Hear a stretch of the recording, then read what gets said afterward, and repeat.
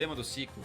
A nossa seleção, eu enxergo assim, a gente também hoje está numa fase do que a gente vê de CBF, do Dorival querendo fazer, de mudar muito quem são os 23, mas tá difícil, cara, tá difícil. A seleção não tem cara, né? Não tem, porque depois da Copa América tem a convocação em agosto, que aí sim vem para os primeiros jogos das eliminatórias. Alisson, Bento e Ederson, Danilo, o William estava comendo a bola no Campeonato Brasileiro, Guilherme, Arana e Wendel. Então Danilo mantém, Arana mantém, Wendel mantém. Beraldo, Éder Militão, Gabriel Magalhães e Marquinhos. Também tá aí essa quarta zaga aí que sempre o Dorival chama. André, novidade. Bruno Guimarães, Gerson, João Gomes, Paquetá, Rodrigo, tudo igual. Só que ele coloca o Rodrigo como meia nessa convocação. Na frente ele chama Endrick, Estevão, novidade, Luiz Henrique, novidade, Pedro, novidade, Lucas do São Paulo, novidade, e aí o Vinícius Júnior. O William e o Lucas eles foram convocados porque o Ian Couto e o Savinho foram cortados. Mas mesmo assim, eu lembro que a pressão era grande para chamar os caras do Brasil. Sim. Pô, mas esses caras são... E o Dorival ele muda um pouco a chavinha nessa convocação também, né? Se você pegar aqui, ó, quer ver? Tava com as eliminatórias abertas. E as eliminatórias da Copa, a gente teve os primeiros jogos lá em setembro de 2024, então também não faz tanto tempo. Você pega, foram 2 jogos, ó. Tivemos Brasil e Equador, o Brasil vence no Couto Pereira, lá no dia 6 de setembro. E aí depois a gente perde pro Paraguai. E essa derrota pro Paraguai, eu lembro que foi fora de casa, mas também foi...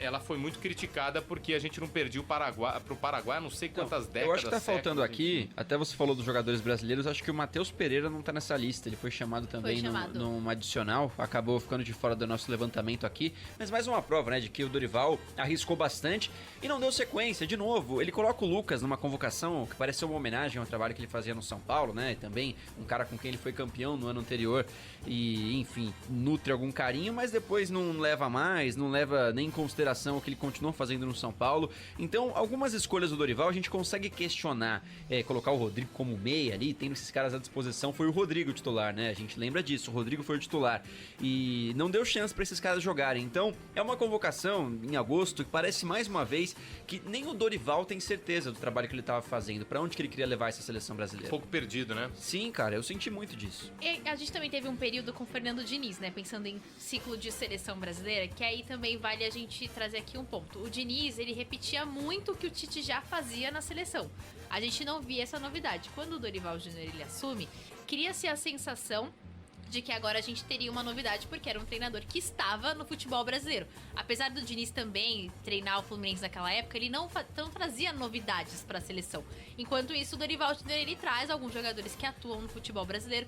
Também a gente pode destacar o Pedro, que foi um jogador que muita gente queria ver mais na seleção brasileira. Infelizmente, se lesionou com a seleção. Teve o Gerson também. O Militão se machuca depois dessa data FIFA também. Vini Júnior também. O Militão tem uma LCA de novo. Ele se recupera de uma LCA, volta a jogar e tem outra LCA. Então, mas é provavelmente pouco mais de 10 meses aí pra se recuperar. Então eu acho que o Dorival, nessa questão de renovar, de querer testar novos nomes, ele acabou testando muito. E aí parece que a gente fez tanto teste que não tem nada. Exato. E agora parece que a gente não tem nada. Não tem cara. A gente entra num 2025, que a gente vai ter uma data FIFA envolvendo Argentina, que vai ser um jogo muito difícil, Colômbia, que deve ser também um jogo muito difícil, sem saber o que esperar, porque o Dorival Júnior não vai ter tempo pra juntar esses jogadores que ele quer manter pra um ciclo de Copa, porque aí eu não sei se vocês pensam assim, mas a partir do ano que vem ele já tem que montar o time que vai pra Copa do Mundo.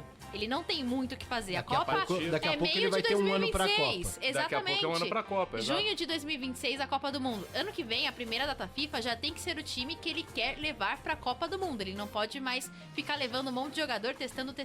Já tem que levar um time pronto e já considerar que você não tem Militão. Mudar 3, sabe? Porque uma coisa é mudar 3, 4... O Militão deve voltar a jogar só no fim de 2025. Então você já tem que contar que talvez não vai ter Militão na Copa. Então quem vai ser o outro zagueiro da seleção brasileira? Então já tem que pensar nisso também. Uma coisa é você mudar 20% de uma convocação, a outra é toda a relação você ter 40% que mudou. Então 8 jogadores, sabe? É muita coisa, gente. É muita coisa mesmo. Até se esses caras ficam no banco, é muita coisa pra você trabalhar com opções. A gente vai avançar então nesse dia de